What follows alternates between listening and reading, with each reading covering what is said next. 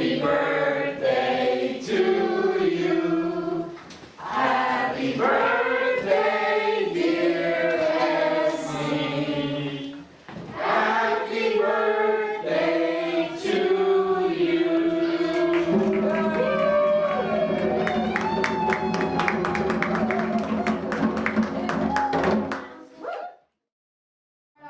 With Sika, and I'm going to talk a little bit about bomba and what it is and how grateful we are to be connected to Forooza and her family who have blessed us with their participation and presence and love for quite some time now. So this is really an honor for us to be here. So I'll talk a little bit more later. Tú no sabes, amiga Lola, lo que me pasó. Y uno de tus hermosos amigos me comprometió.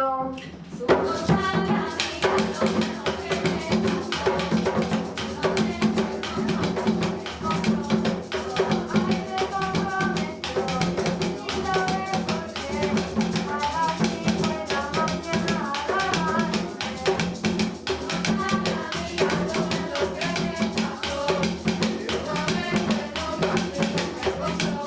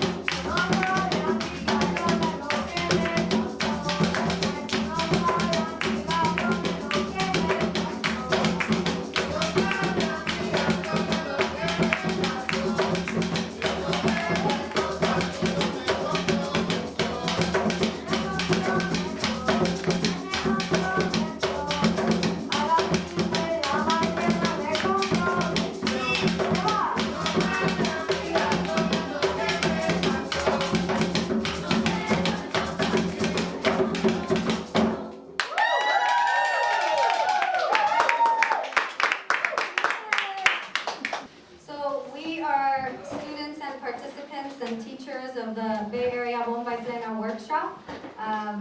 We've been around for about 20 years, and one of our teachers is right here, Romanito Carrillo.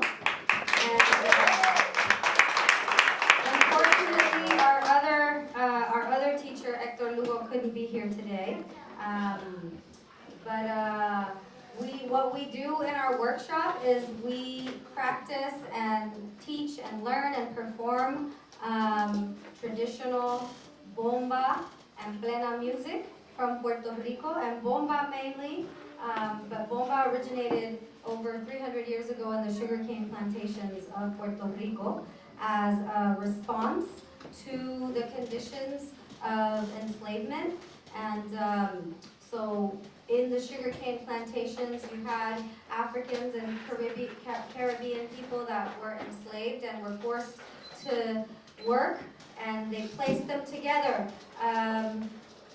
folks that spoke different languages, were from different cultures, so that they couldn't rebel and resist.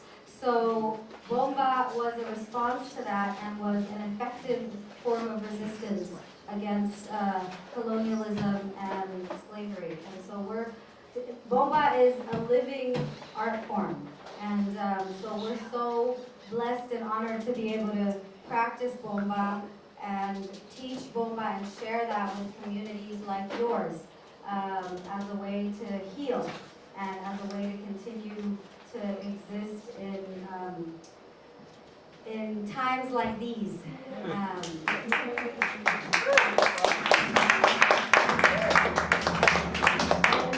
One of our oldest, no longer youth, Mari Luna, started practicing with her family and her father when she was less than 2 years old. So she's no longer a youth, she's an adult, which makes me kind of sad.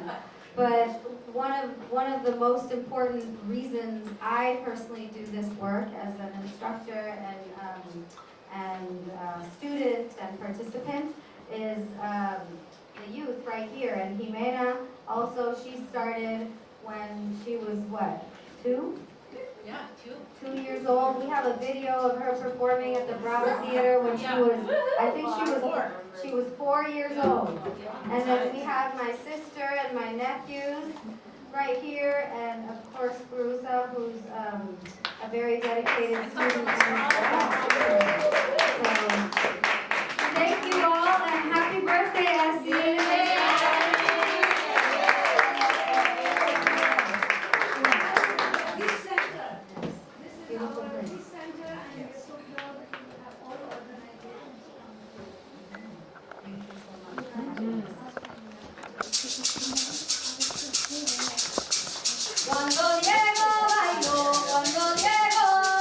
Cuando Diego bailó,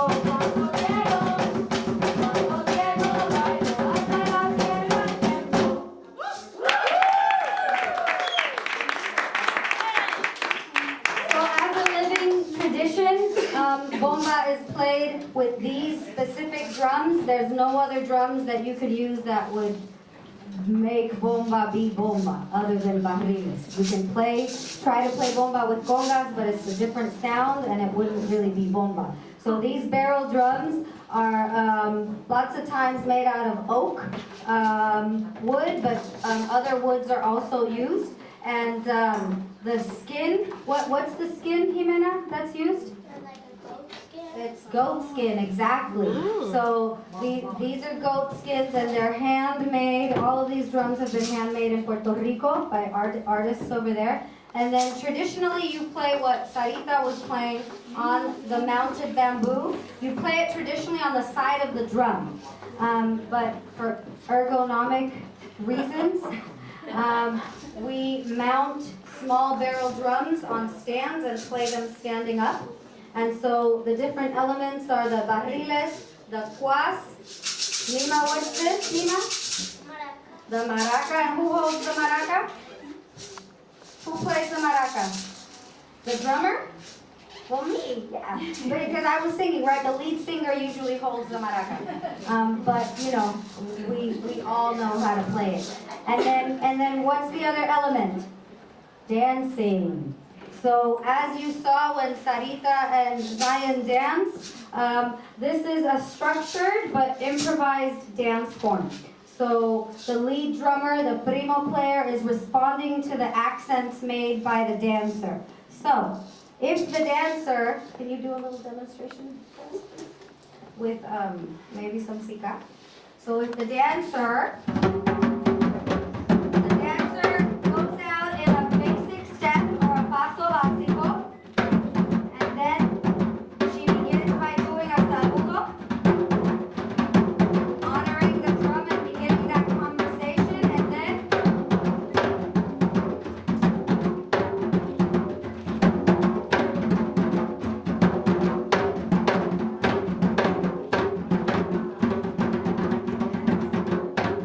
thank you.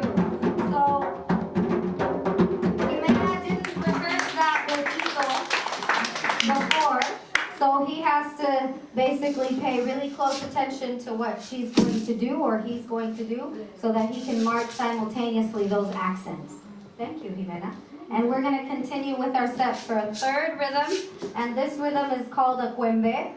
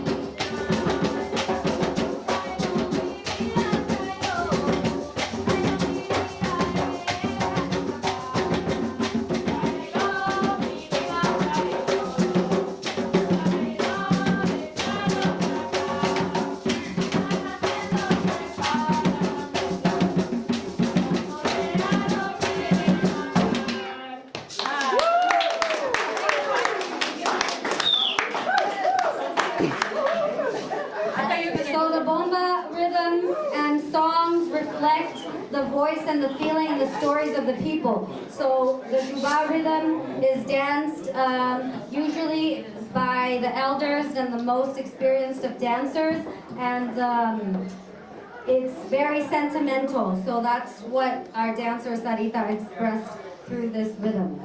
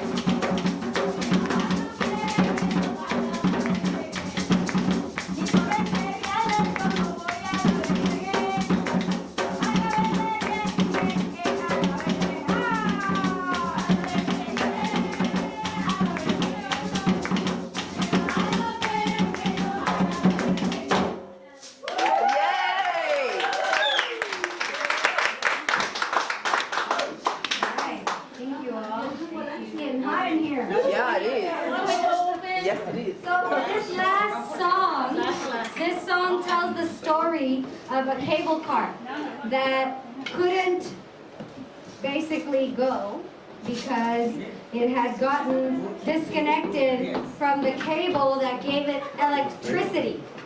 So this song tells the story, and it's one of our teachers taught it to us, Modesto Cepeda from Puerto Rico. And so we're going to end with Zion Taj singing this song. And we invite you to stand up and move, and Forooza's going to bless us with the last dance. So if you want to stand up and move, just give her a little bit of space to dance and do her thing. And everybody can stand up and move however you feel.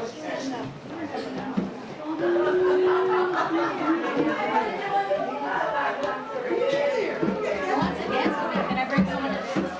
Can I bring someone to dance? Yeah, after you dance. Okay. We have one Who's gonna dance? Mom, you wanna dance? Essie should have voice on it, but she doesn't.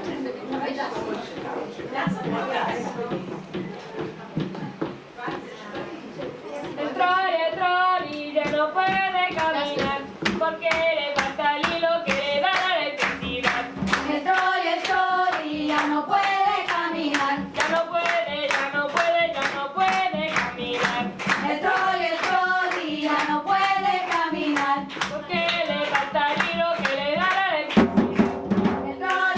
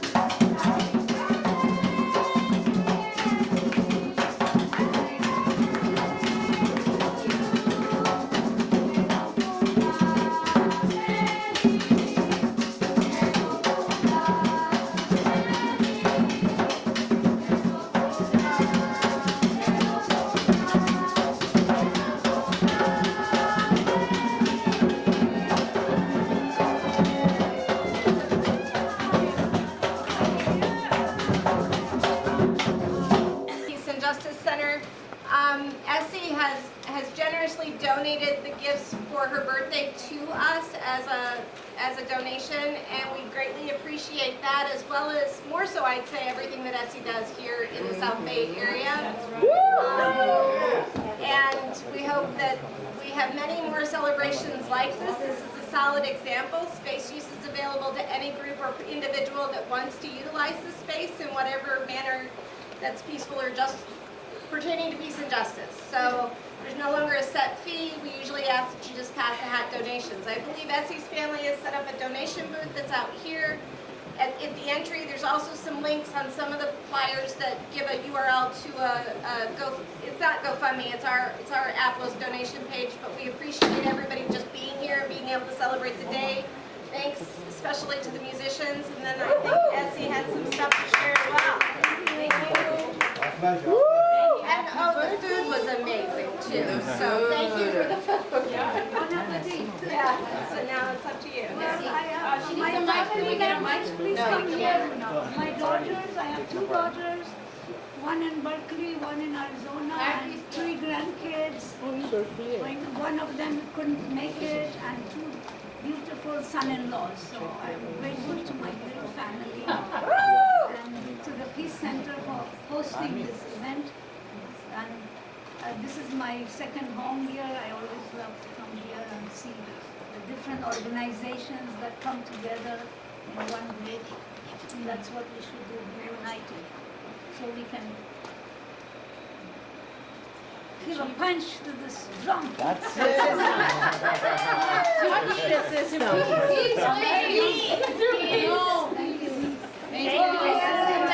Thank you for everything. Happy birthday.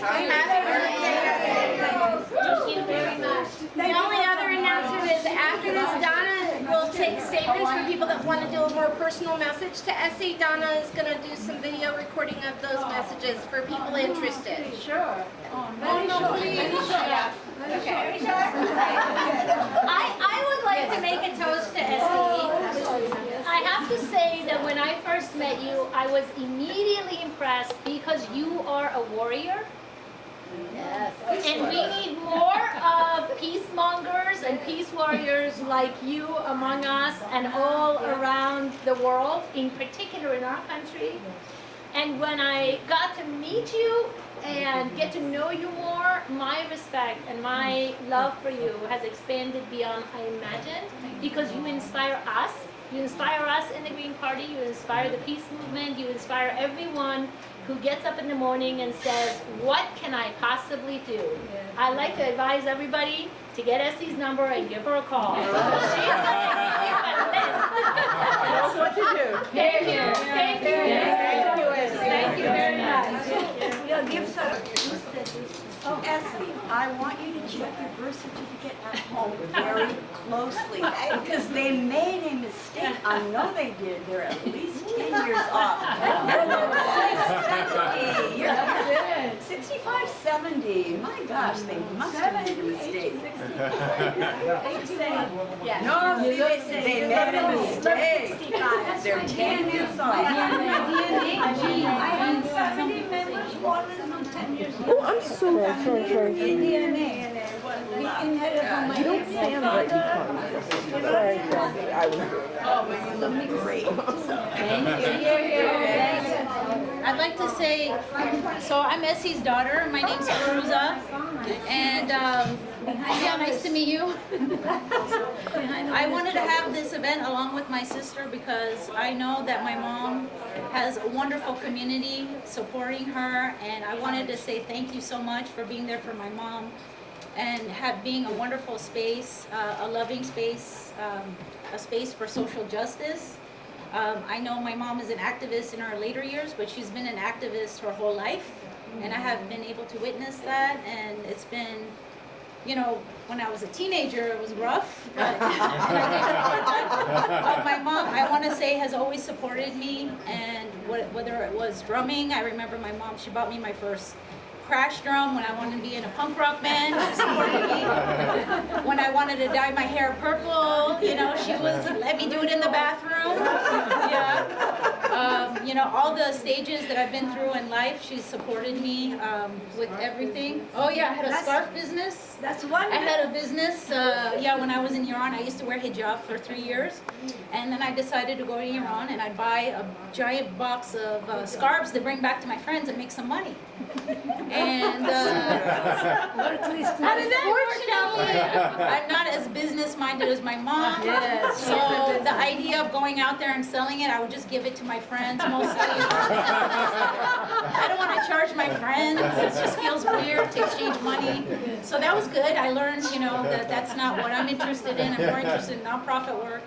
And all the things that you've done for me, thank you. My mom drove me all the softball games that I had on tennis practice. She bought me my first tennis racket. I begged her for a tennis racket. And I told her, you have to buy me this racket. We went through all this. Because I'm going to be a professional tennis player and I'm going to support you. Right?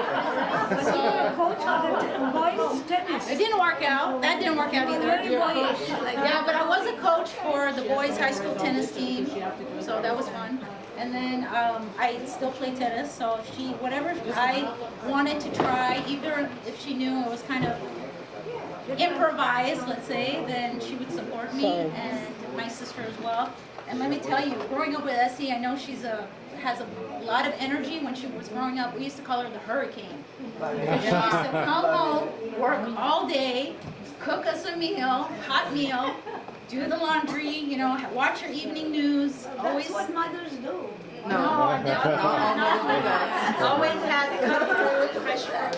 Fresh fruit. In fact, my mom is so tough that one of my punk rock friends came. He's 6 foot tall, over 6 foot tall, maybe 6'5". Orange mohawk. Comes in with an orange mohawk, leather jacket, studs everywhere. He walks in, and my mom, the first thing she does is, "Would you like some fruits?" You know, and my friend cowered. He's like, "Oh my God, your mom's so scary." So she might be little, but she's tough. She's very feisty and tough, and I'm glad she's using that energy because we need that energy right now. From So the peace center here, people are keeping me here. They tell me move there, but She I does. love it She here. doesn't want to move to I here. find such a nice group of people in Arizona. You're her they're family. all like, oh. So cheers to Essie. Cheers. Thank you, Friends, also for taking a Saturday out.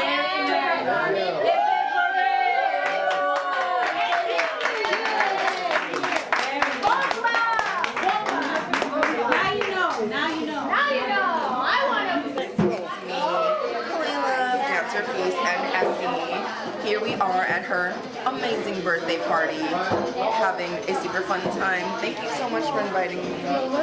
Essie, I want to thank you for everything that you do.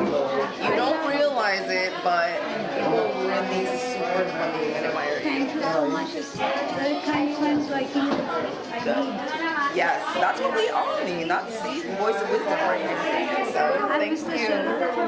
Happy birthday. See? I'm so honored. This is Bob, Bernie Bob, sometimes I'm known as. And I'm Essie. And Baradar. I am so honored and proud to have such a true fighter for justice as a friend of mine. She's a great participant and a spiritual leader for us in the Green Party. Peace and Justice. Yeah, peace and justice. Look at that. Peace and Justice Center. One of my earliest memories that stands in my mind was when we were at the anti-fascist rally on the corner of Stevens Creek. Oh, yes. And man, those Long mean time looking ago. guys, and the person who stood up to the best and the strongest was Essie. She was there telling them off and not stepping back at all. Yes. And that sticks in my mind how great a Protest. fighter Essie is. So thank Fight you, for Essie, all justice your is the fighting. best. So Essie, first, happy birthday to you. It's much deserved. And we thank you for everything that you've done, being such an activist, and as they said, feisty. You're a feisty woman, and I think that's wonderful. Something. Yeah, but that's the only thing that's going to make Drop it. in the bucket. It's a drop in the bucket, but it will make a difference. Yeah, we That's- follow Gandhi's principle Yes.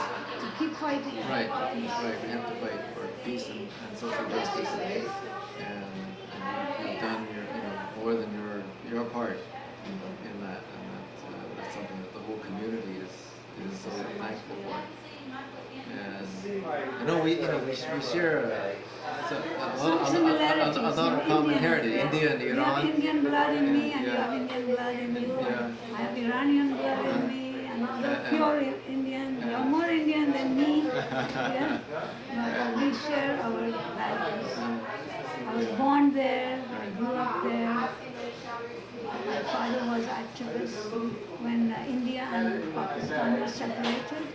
He put a peace flag on his Oldsmobile here with the driver, white flag. He never used Indian flag or Pakistani flag. He always had a white flag. And so nobody would touch him because they were killing Muslims and killing each other. So we would be living nicely, but my family was being attacked by some Sikhs with machine guns, so we had to leave. So we left there, and two people signed a contract far distance. One in Karachi, the Indian guy wanted to come to India, and we wanted to go to Karachi. So we, gentlemen's agreement, they changed the business. He got this 4 blocks of restaurant, coffee shop successful, and my father got a 3-4 acre factory, chocolate factory, which made blocks of chocolate. But he didn't know anything about chocolate, but he did good business. Then it was successful for a while, but then some cocoa butter was missing. And he could not give one penny to the corrupt officials in Pakistan to bring in the cocoa butter. So on a principle, he lost his factory because he didn't want cocoa butter paid by corruption. So he stayed in there after he sold it successfully, moved to Iran, and we all moved to Iran. I was in the Iranian oil company. Oh. I worked there 14 years there. Then I moved to Tehran to be near my brothers and sisters in the U.S. Embassy, in the consulate. And then I went back again to Abadan, the oil company. I met my husband, chemical engineer in the oil company. And then we had kids there. My 2 kids were born in Iran. And then he got an assignment to America for 5 years. And we were struggling to buy a house. So my husband said, come for 5 years, we'll get some money and buy a house. I didn't want to come to America, but just fate brought me here. And we landed in New York. It was 4 feet of snow. I said, I want to go back to Iran. And my husband said, no, we're only here 5 years, we get some money.